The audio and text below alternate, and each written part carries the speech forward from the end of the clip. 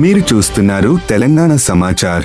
కరీంనగర్లో జరిగిన మీడియా సమావేశంలో మంత్రి అడ్లూరి లక్ష్మణ్ కుమార్ బీఆర్ఎస్ నాయకుల వ్యాఖ్యలను తీవ్రంగా ఖండించారు. మాజీ ముఖ్యమంత్రి కేసీఆర్ కు గౌరవం ఇచ్చామని, అసెంబ్లీలో ఎస్సీ వర్గీకరణ, బీసీ బిల్లులపై చర్చకు పలుమార్లు ఆహ్వానించినా స్పందించలేదని పేర్కొన్నారు. ప్రజలు 2023 ఎన్నికల్లో మార్పు కోరుకుని కాంగ్రెస్ ప్రభుత్వాన్ని ఏర్పరచారని, ప్రస్తుతం ప్రభుత్వం పేదలకు రేషన్ కార్డులు, ఇందిరమ్మ ఇళ్లు, ఉచిత కరెంటు వంటి పథకాలను అమలు చేస్తోందన్నారు. బీఆర్ఎస్ పాలనలో అప్పులు పెరిగాయని విమర్శించారు. రైతులకు బోనస్, ధాన్యం కొనుగోలు చర్యలు కొనసాగుతున్నాయని తెలిపారు. సీఎం రేవంత్ రెడ్డి నాయకత్వంలో ప్రభుత్వం ప్రజల కోసం కట్టుబడి పనిచేస్తోందని మంత్రి స్పష్టం చేశారు. ప్రజాపాలన ప్రజలు మార్పు కోరుకొని తెలంగాణ ప్రజలకు అవకాశం ఇచ్చిన తర్వాత గౌరవ ముఖ్యమంత్రి గారి నేతృత్వంలో రేవంత్ రెడ్డి గారి నేతృత్వంలో కూడా ఒక ప్రధాన ప్రతిపక్ష నాయకుడిగా మాజీ ముఖ్యమంత్రి కేసీఆర్ అనేక సందర్భాల్లో కూడా చట్టసభలో అనేక సమస్యల మీద ప్రజల యొక్క సమస్యలను పరిష్కరించడానికి స్వాగతించినారు. ఈ రాష్ట్రానికి సంబంధించిన ఇరిగేషన్ సమస్య విషయంలో కానీ, ఈ రాష్ట్రంలో ఆర్థికంగా ఈ హయాంలో జరిగిన అంశాల విషయంలో కానీ, ఈ రాష్ట్రానికి సంబంధించిన అనేక అంశాల విషయంలో కూడా 42% బీసీ కులకరణ విషయం చర్చ విషయంలో కానీ, ఏబిసిడి వర్గీకరణ చట్టసభలు చర్చ విషయంలో కానీ ప్రధాన ప్రతిపక్ష నాయకుడు ప్రజల పక్షాన వచ్చి మాట్లాడతారని చెప్పేసి అనేక సందర్భంలో కూడా స్వాగతించింది తప్ప ఇప్పుడు కూడా వారి యొక్క చావును కోరుకోలేదు. మరి వారు మాట్లాడితే తెలంగాణ ఆగమైపోయిందని మాట్లాడుతున్నారు. ఈ 2.5 సంవత్సరాల ఒకట ముఖ్యమంత్రి రేవంత్ రెడ్డి గారి నేతృత్వంలో పరిపాలనలో ఒకట తెలంగాణ ఆగమైపోయింది. పునర్నిర్మాణం కోసం నేను బయటకు వచ్చిన చెప్పాను. దేనికి ఆగమైపోయిందని చెప్పి 2014 నుంచి 18 నుంచి 23 వరకు మేమే రాజులం, మేమే మంత్రులం, మూడోసారి కూడా రాజ్యం మాదే అని చెప్పి 23 డిసెంబర్ ఎన్నికలు ఉంటే 23 జనవరి నుంచే మీరు విజయోత్సవాలు చేసుకున్నారు. మీ అందరికీ తెలుసుకున్న మీడియా మిత్రులంతా సాక్ష్యం. గత ప్రభుత్వం టీఆర్ఎస్ పార్టీ ప్రభుత్వం, మాజీ ముఖ్యమంత్రి కేసీఆర్ గారు, మాజీ మంత్రి కేటీఆర్ గారు, మాజీ మంత్రి హరీష్ రావు గారు, వారి ప్రభుత్వం అంతా కూడా 23 జనవరి నుంచే ముచ్చటగా మూడోసారి కేసీఆర్ అధికారంలోకి వస్తాడు, సీట్లు తగ్గినా మేమే అధికారంలోకి వస్తామని చెప్పి 119 సెగ్మెంట్లో పట్ట వాళ్ళ బీఆర్ఎస్ పార్టీ నాయకులతో విజయోత్సవ ర్యాలీ కూడా చేసుకున్నారు. మార్పు కోరుకొని ప్రజలు అవకాశం ఇచ్చిన తర్వాత కేవలం 2 సంవత్సరాల 4 నెలల్లో పట్టినాయి. ఆగమైపోయింది అని చెప్పి అంటున్నాడు. ఒకసారి టీఆర్ఎస్ పార్టీ నాయకులంతా ఒకసారి ఆత్మపరిశీలన చేసుకోవాలి. 23 డిసెంబర్లో ప్రజాపాలనలో కూడా గౌరవ ముఖ్యమంత్రి రేవంత్ రెడ్డి గారు ప్రమాణ స్వీకారం చేసినప్పుడు మీ రాష్ట్ర ప్రభుత్వం ఇచ్చిన బడ్జెట్ పరిస్థితి,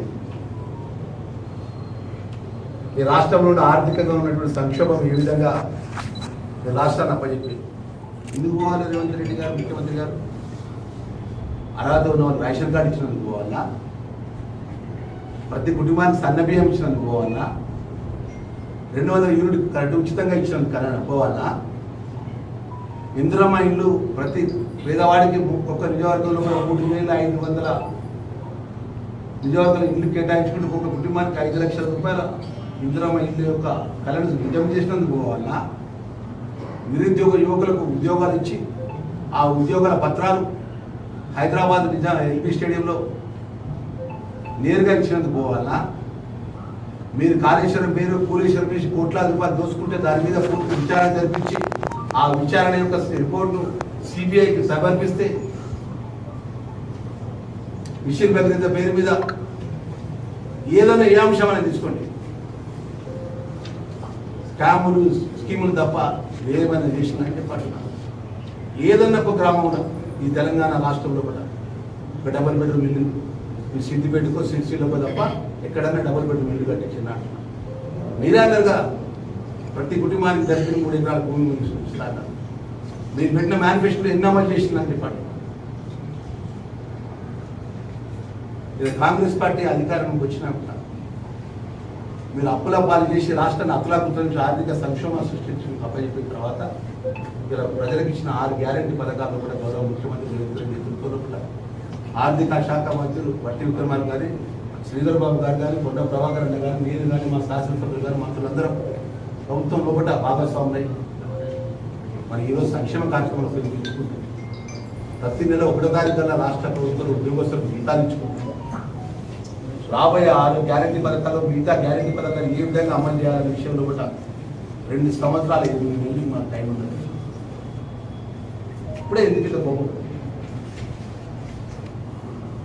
పునర్నిర్మాణం చేయాలి. మేము బయటకు వచ్చినాం, 2 సంవత్సరాల దగ్గర చూస్తా పిల్లలు ఏం చేస్తారో చూస్తున్నా అని చెప్పి చూసి ఇప్పుడు బయటకు వచ్చిందట మాజీ ముఖ్యమంత్రి కేసీఆర్ గారు.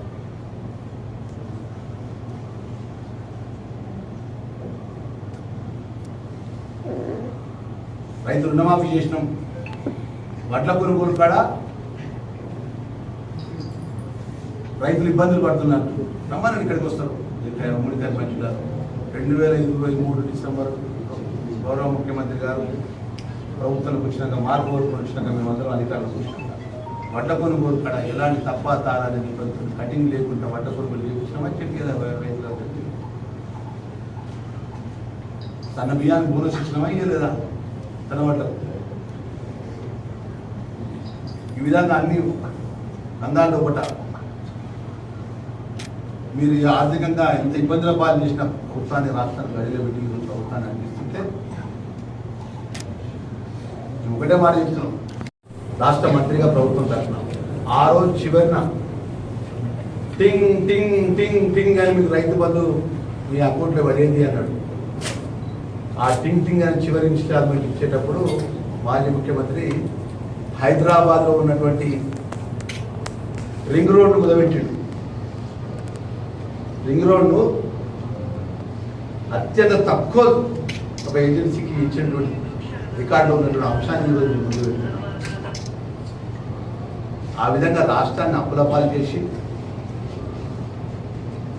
నెలకు 6,000 కోట్ల రూపాయల వడ్డీ కట్టుకుంటూ రాష్ట్ర ప్రభుత్వ ఉద్యోగస్తులకు కూడా జీతాలు ఇవ్వలేని పరిస్థితుల్లో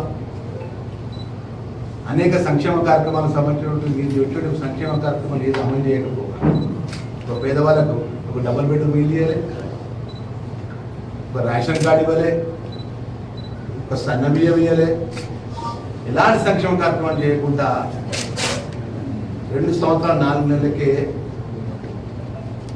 తెలంగాణ ప్రభుత్వం రేవంత్ రెడ్డి ఆగం పట్టించిండు. బిడ్డ అది చూసుకుంటా అని చెప్పి మాట్లాడుతున్నాడు. ఏ రోజైనా ఒక్కరోజు 14 వారు మొదటి తెలంగాణ రాష్ట్రానికి ముఖ్యమంత్రిగా కేసీఆర్ బాధ్యతలు తీసుకున్నారు. 2018 నుంచి 23 వరకు అంటే 14 నుంచి 18 వరకు జానారెడ్డిగా ప్రతిపక్ష కాంగ్రెస్ పార్టీ ప్రధాన ప్రతిపక్ష నాయకుడిగా ఉన్నారు. 18 నుంచి 23 వరకు అంటే 18 తర్వాత ప్రధాన ప్రతిపక్ష నాయకుడిగా బట్టి విక్రమార్క ఉంటే, ఒక దళిత నాయకుడు ప్రధాన ప్రతిపక్ష నాయకుడు ఉంటే కాంగ్రెస్ పార్టీ ఎమ్మెల్యేలను చీల్చి ప్రధాన ప్రతిపక్ష నాయకుడు కూడా గుంజేసి ముఖ్యమంత్రికి కేసీఆర్ గారిని ఎప్పుడైనా ఏకవచనంతో మాట్లాడినారా? ఆయన ఆహాభావాలు విటమిన్లు రాజ్యాంగపరంగా డాక్టర్ బిఆర్ అంబేద్కర్ చట్టపరంగా ప్రజల ఓట్లతో గెలుపొంది శాసనసభ్యులతో ప్రభుత్వాన్ని ఏర్పరచుకున్నటువంటి ఆ రోజున ముఖ్యమంత్రిని ఎప్పుడన్నా ఎక్కడన్నా ఏ సందర్భంలో మాట్లాడినారా? అప్పుడున్న కాంగ్రెస్ పార్టీ శాసనసభ్యులు కానీ ప్రతిపక్ష నాయకులు కానీ ఆహాభావాలు కానీ వ్యక్తిగతంగా కానీ ఎన్నడన్నా ఏ విషయంలో మాట్లాడిన సందర్భం ఉన్నదా? ఈరోజు వర్కింగ్ ప్రెసిడెంట్ కేటీఆర్ ఎట్లా మాట్లాడిందంటే మన ప్రజలు నిర్ణయించి ప్రభుత్వాన్ని పరిపాలించే ఒక ముఖ్యమంత్రిని పట్టుకొని అనరాని మాటలు మాట్లాడు, నోటికి ఎంత మాట్లాడు, సింహం వస్తుందని మాట్లాడాడు, గుంటల కలవని మా మీద మాట్లాడాడు. ప్రజలు ఓట్లు ఇస్తే మీకు గెలిచినామంటే ప్రజలు ప్రభుత్వాన్ని మార్పుకొని ఆశీర్వదించారు. మరి ఆ విధంగా మీరు మాట్లాడే సంస్కారం ఈ 2 సంవత్సరాలు 4 నెలలకు ఎందుకు అక్రోషం అని చెప్పాలి.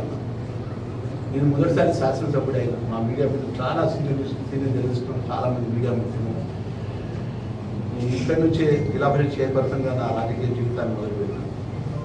నేను శాసనసభలో అనుకున్నాను, చట్టసభలో ఉన్నప్పుడు చాలా హోదాగా ఉంటారు, విషయం మీద తెలుసుకోవాల్సినటువంటి మాలాంటి కొత్త వాళ్ళకు సబ్జెక్ట్ తెలుసుకోవాల్సిన అవకాశం ఉంటుంది. అంటే ఎట్లా అంటే హరీష్ రావు గారు కానీ, కేటీఆర్ కానీ, పల్లరాజేశ్వర రెడ్డి గారు కానీ, జగదీశ్వర్ రెడ్డి గారు కానీ, ప్రసాద్ రెడ్డి గారు కానీ, నిన్న మొన్న తెలిసిన కౌశిక్ రెడ్డి గారు కానీ, కోరుట్ల ఎమ్మెల్యే కానీ మాట్లాడితే ఏకవచనంతో మాట్లాడితే చట్టసభలో ప్రభుత్వమే దాడి చేసి ఎట్లున్నదంటే అసలు వీళ్ళు వాళ్ళ అధికారంలో ఇది కలనా నిజమా, వాళ్ళెందుకు ఆ సీట్లో కూర్చున్నారు, ముఖ్యమంత్రిగా అసలు రేవంత్ రెడ్డి మీద కూర్చున్నారు అనే విధంగా అవమానపరంగా సభలో మాట్లాడడం.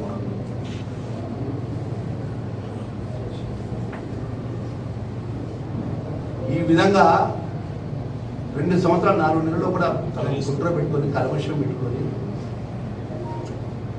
ఈరోజు ఒక 30-40 సంవత్సరాలు కాంగ్రెస్ పార్టీ పనిచేసినటువంటి జీవన్ రెడ్డి అడ్డం పెట్టుకొని ఒక సభ పెట్టుకొని గ్రామాలని టీఆర్ఎస్ కార్యకర్తలు మీకు అక్రమంగా తప్పని కోట్లాది రూపాయలతో జన సమీకరణ చేసుకొని ముఖ్యమంత్రిని ప్రభుత్వాన్ని ఇష్టానుసారంగా మాట్లాడితే రాబోయే రోజుల్లో ప్రజలు అన్ని గమనిస్తున్నారు. వాస్తవాలు ఎక్కడికి పోవు. వాస్తవాలు అనేది ఈరోజు పేదవాళ్ళకి సంబంధించిన మార్పు కోరుకోవాలి.